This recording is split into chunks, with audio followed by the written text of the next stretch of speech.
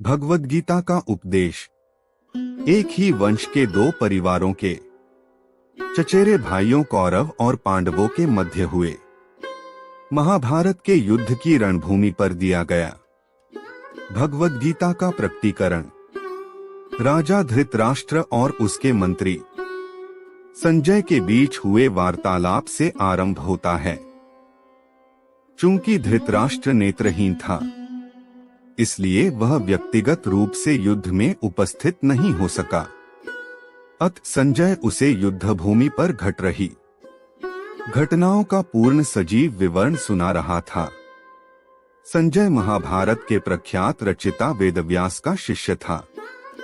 ऋषि वेदव्यास ऐसी चमत्कारिक शक्ति से संपन्न थे, जिससे वह दूर दूर तक घट रही घटनाओं को प्रत्यक्ष रूप से देखने में समर्थ थे।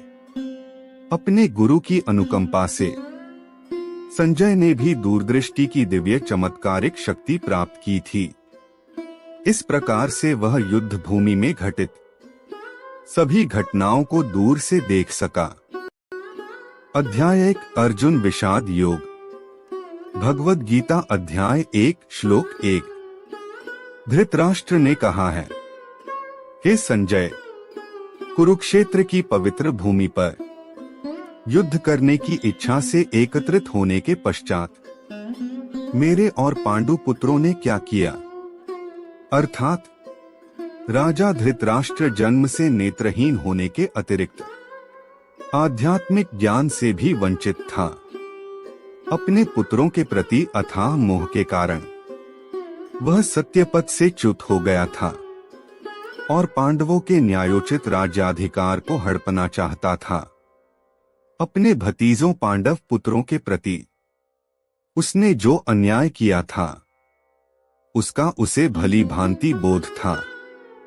इसी अपराध बोध के कारण वह युद्ध के परिणाम के संबंध में चिंतित था। इसलिए धृतराष्ट्र संजय से कुरुक्षेत्र की युद्ध भूमि, जहां युद्ध होने वाला था, की घटनाओं के संबंध में जानकारी ले रहा था। इस श्लोक में धृतराष्ट्र ने संजय से यह प्रश्न पूछा कि उसके और पांडव पुत्रों ने युद्ध भूमि में एकत्रित होने के पश्चात क्या किया। अब यह एकदम स्पष्ट था कि वे युद्ध भूमि में केवल युद्ध करने के उद्देश्य के लिए एकत्रित हुए थे। इसलिए यह स्वाभाविक ही था कि वे युद्ध करेंगे। धृतराष्ट्र को ऐसा प्रश्न करने की आवश्यकता क्यों पड़ी कि उन्होंने युद्ध भूमि में क्या किया। धृतराष्ट्र द्वारा धर्म क्षेत्रे धर्मभूमि शब्द का प्रयोग करने से उसकी आशंका का पता चलता है। कुरुक्षेत्र पवित्र भूमि थी। शतपथ ब्राह्मण में इसका वर्णन कुरुक्षेत्र देव यजन के रूप में किया गया है, अर्थात कुरुक्षेत्र स्वर्ग की देवताओं की तपोभूमि है। इसलिए इस भूमि पर धर्म फलीभूत होता है। धृतराष्ट्र आशंकित था कि कुरुक्षेत्र की पावन धर्म भूमि के प्रभाव के परिणामस्वरूप उसके पुत्रों में कहीं उचित और अनुचित में भेद करने का ऐसा विवेक जागृत न हो जाए कि वे यह सोचने लगें कि अपने स्वजन पांडवों का संहार करना अनुचित और धर्म विरुद्ध होगा, और कहीं ऐसा विचार कर वे शांति के लिए समझौता करने को तैयार न हो जाएं। इस प्रकार की संभावित आशंकाओं के कारण धृतराष्ट्र के मन में अत्यंत निराशा उत्पन्न हुई। वह सोचने लगा कि यदि उसके पुत्रों ने युद्ध विराम या संधि का प्रस्ताव स्वीकार किया, तो पांडव निरंतर उनकी उन्नति के मार्ग में बाधा उत्पन्न करेंगे। साथ ही साथ वह युद्ध के परिणामों के प्रति भी संदिग्ध था और अपने पुत्रों के उज्जवल भविष्य के प्रति सुनिश्चित होना चाहता था। इसलिए उसने संजय से कुरुक्षेत्र के युद्धस्थल में हो रही गतिविधियों के संबंध में पूछा, जहां दोनों पक्षों की सेनाएं एकत्रित हुई थीं। भगवद गीता सार अध्याय 1 श्लोक 2। संजय ने कहा है, हे राजन, पांडवों की सेना की व्यूहरचना का अवलोकन कर। राजा दुर्योधन ने अपने गुरु द्रोणाचार्य के पास जाकर इस प्रकार के शब्द कहे, अर्थात धृतराष्ट्र इस बात की पुष्टि करना चाहता था कि क्या उसके पुत्र अब भी युद्ध करने के उत्तरदायित्व का निर्वहन करेंगे। संजय धृतराष्ट्र के इस प्रश्न के तात्पर्य को समझ गया और उसने ऐसा कहकर कि पांडवों की सेना व्यूह रचना कर युद्ध करने को तैयार है, यह पुष्टि की कि युद्ध अवश्य होगा। फिर उसके पश्चात उसने वार्ता का विषय बदलते हुए यह बताया कि दुर्योधन क्या कर रहा था। धृतराष्ट्र का ज्येष्ठ पुत्र दुर्योधन निर्दयी और दुष्ट प्रवृत्ति का था। धृतराष्ट्र के जन्म से अंधा होने के कारण व्यावहारिक रूप से हस्तिनापुर के शासन की बागडोर दुर्योधन के हाथों में थी। वह पांडवों के साथ अत्यधिक ईर्ष्या करता था और कठोरता से उनका दमन करना चाहता था ताकि वह हस्तिनापुर पर निर्विरोध शासन कर सके। उसने यह कल्पना की थी कि पांडव कभी भी इतनी विशाल सेना एकत्रित नहीं कर सकते जो उसकी सेना का सामना कर सके। किंतु अपने आकलन के विपरीत पांडवों की विशाल सेना को देखकर दुर्योधन व्याकुल और हतोत्साहित हो गया। ऐसे में दुर्योधन का अपने गुरु द्रोणाचार्य के पास जाना यह दर्शाता है कि वह युद्ध के परिणाम के संबंध में भयभीत था। वह द्रोणाचार्य के प्रति अपना आदर प्रकट करने का ढोंग करते हुए उनके पास गया, किंतु वास्तव में वह अपनी चिंता को कम करना चाहता था। इसलिए उसने अगले श्लोक से आरंभ होने वाले 9 श्लोकों में इस प्रकार से कहा। भगवद गीता अध्याय 1 श्लोक 3। दुर्योधन ने कहा है, पूज्य आचार्य, पांडु पुत्रों की विशाल सेना का अवलोकन करें, जिसे आपके द्वारा प्रशिक्षित बुद्धिमान शिष्य द्रुपद के पुत्र ने कुशलता पूर्वक युद्ध करने के लिए सुव्यवस्थित किया है। अर्थात दुर्योधन एक कुशल कूटनीतिज्ञ के रूप में अपने सेनापति गुरु द्रोणाचार्य द्वारा अतीत में की गई भूल को इंगित करना चाहता था। द्रोणाचार्य का राजा द्रुपद के साथ किसी विषय पर राजनैतिक विवाद था। उस विवाद के कारण क्रोधित होकर द्रुपद ने प्रतिशोध की भावना से यज्ञ किया और यह वरदान प्राप्त किया कि उसे ऐसे पुत्र की प्राप्ति होगी जो द्रोणाचार्य का वध करने में समर्थ होगा। इस वरदान के फलस्वरूप उसका धृष्टद्युम्न के नाम से पुत्र हुआ। यद्यपि द्रोणाचार्य धृष्टद्युम्न के जन्म का रहस्य जानते थे, किंतु जब द्रुपद ने अपने पुत्र धृष्टद्युम्न को सैन्य कौशल की विद्या प्रदान करने के लिए द्रोणाचार्य को सौंपा, तब उदारचित द्रोणाचार्य ने धृष्टद्युम्न को सैन्य युद्ध कौशल की विद्या में निपुण बनाने में कोई संकोच और भेदभाव नहीं किया। अब धृष्टद्युम्न पांडवों के पक्ष से उनकी सेना के महानायक के रूप में उनकी सेना की व्यूह रचना कर रहा था।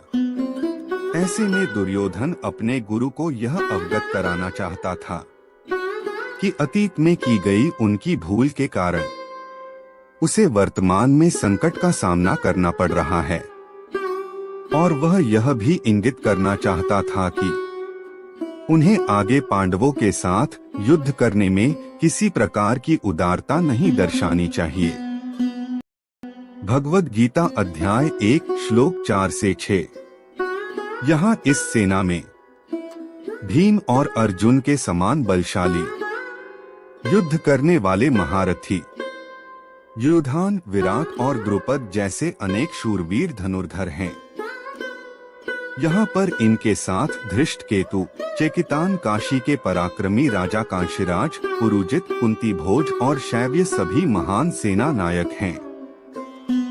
इनकी सेना में पराक्रमी युद्धमन्यु, शूरवीर, उत्तमौजा, सुभद्रा और द्रौपदी के पुत्र भी हैं, जो सभी निश्चय ही महाशक्तिशाली योद्धा हैं। अर्थात अपने सम्मुख संकट को मंडराते देखकर दुर्योधन को पांडवों द्वारा एकत्रित की गई सेना वास्तविकता से अपेक्षाकृत अधिक विशाल प्रतीत होने लगी।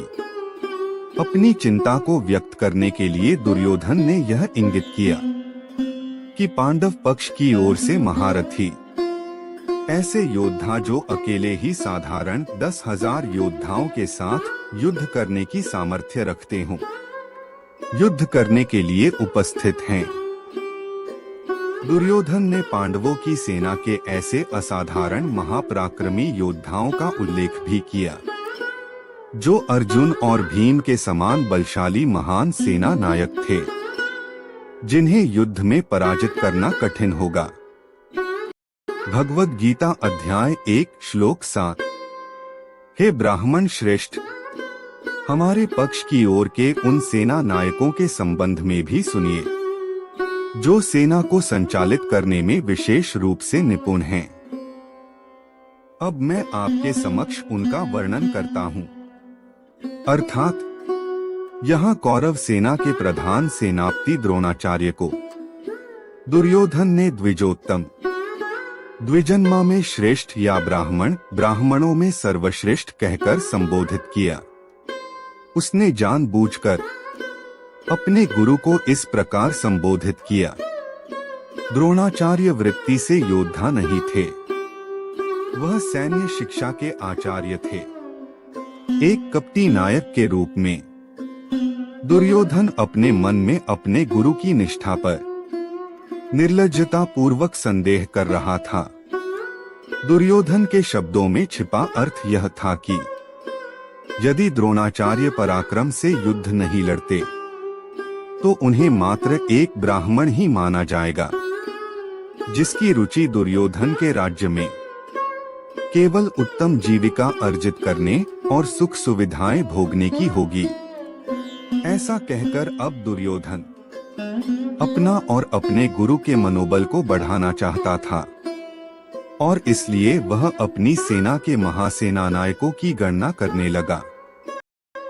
भगवद गीता अध्याय 1 श्लोक 8। इस सेना में सदा विजयी रहने वाले आपके समान भीष्म, कर्ण, कृपाचार्य, अश्वत्थामा, विकर्ण तथा सोमदत्त का पुत्र भूरिश्रवा आदि महापराक्रमी योद्धा हैं, जो युद्ध में सदा विजेता रहे हैं। भगवद गीता अध्याय 1 श्लोक 9। यहाँ हमारे पक्ष में अन्य अनेक महायोद्धा भी हैं, जो मेरे लिए अपने जीवन का बलिदान करने के लिए तत्पर हैं। वे युद्ध कौशल में पूर्णतया निपुण और विविध प्रकार के शस्त्रों से सुसज्जित हैं। भगवद गीता अध्याय 1 श्लोक 10। हमारी शक्ति असीमित है और हम सब महान सेना नायक भीष्म पितामह के नेतृत्व में पूरी तरह से संरक्षित हैं, जबकि पांडवों की सेना की शक्ति भीम द्वारा भली भांति रक्षित होने के पश्चात भी सीमित है। अर्थात दुर्योधन के आत्म प्रशंसा करने वाले ये शब्द मिथ्याभिमान करने वाले मनुष्यों की वशिष्ठ उक्ति जैसे थे। जब उन्हें अपना अंत निकट दिखाई देता है, तब स्थिति का आकलन करने के पश्चात आत्म प्रशंसा करने वाले व्यक्ति अभिमान पूर्वक मिथ्या गर्व करने लगते हैं। अपने भविष्य के प्रति अनर्थकारी व्यंग्योक्ति दुर्योधन के कथन में तब अभिव्यक्त हुई जब उसने कहा कि भीष्म पितामह द्वारा संरक्षित उनकी शक्ति असीमित थी। भीष्म पितामह कौरव सेना के प्रधान सेनापति थे। उन्हें इच्छा मृत्यु और अपनी मृत्यु का समय निश्चित करने का वरदान प्राप्त था, जिससे वह वास्तव में अजेय कहलाते थे।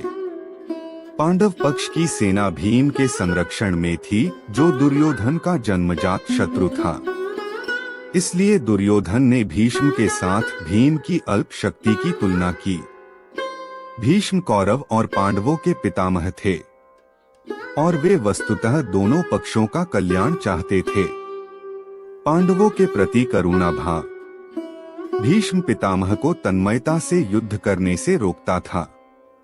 वे यह भी जानते थे कि इस धर्म युद्ध में भगवान श्री कृष्ण पांडवों की ओर से उपस्थित थे और संसार की कोई भी शक्ति अधर्म का पक्ष लेने वालों को विजय नहीं दिला सकती। इसलिए भीष्म पितामह ने अपने नैतिक उत्तरदायित्व का पालन करने और हस्तिनापुर एवं कौरवों के हित की रक्षा हेतु पांडवों के विरुद्ध युद्ध करने का निर्णय लिया। यह निर्णय भीष्म पितामह के व्यक्तित्व के विचित्र लक्षण को रेखांकित करता है। भगवद गीता अध्याय 1 श्लोक 11। आठ मैं कौरव सेना के सभी योद्धागणों से भी आग्रह करता हूँ कि सब अपने मोर्चे पर अडिग रहते हुए भीष्म पितामह की पूरी सहायता करें।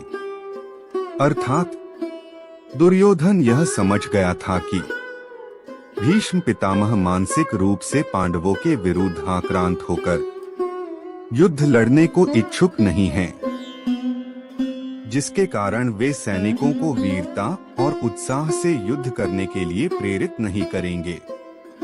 इसलिए उसने अपनी सेना के अन्य सेना नायकों से अपनी अपनी स्थिति पर अडिग रहने के साथ साथ चारों ओर से भीष्म पितामह की सुरक्षा का भी ध्यान रखने को कहा। भगवद गीता अध्याय 1 श्लोक 12। तत्पश्चात कुरुवंश के वयोवृद्ध परम यशस्वी महायोद्धा भीष्म पितामह ने सिंहगर्जना जैसी ध्वनि करने वाले अपने शंख को उच्च स्वर से बजाया, जिसे सुनकर दुर्योधन हर्षित हुआ। अर्थात भीष्म पितामह अपने भतीजे दुर्योधन के भीतर के भय को समझ गए थे और उसके प्रति अपने स्वाभाविक करुणा भाव के कारण उन्होंने दुर्योधन को प्रसन्न करने के लिए उच्च स्वर में शंखनाद किया। यद्यपि वे जानते थे कि दूसरे पक्ष पांडवों की सेना में स्वयं परम पुरुषोत्तम भगवान श्री कृष्ण के उपस्थित होने पर दुर्योधन किसी भी स्थिति में युद्ध में विजय प्राप्त नहीं कर सकता, फिर भी भीष्म अपने भतीजे को यह बताना चाहते थे कि वे युद्ध करने के अपने दायित्व का भली भांति पालन करेंगे और इस संबंध में किसी भी प्रकार की शिथिलता नहीं दिखाएंगे। उस समय प्रचलित युद्ध के नियमों के अनुसार शंखनाद द्वारा युद्ध का उद्घाटन किया जाता था।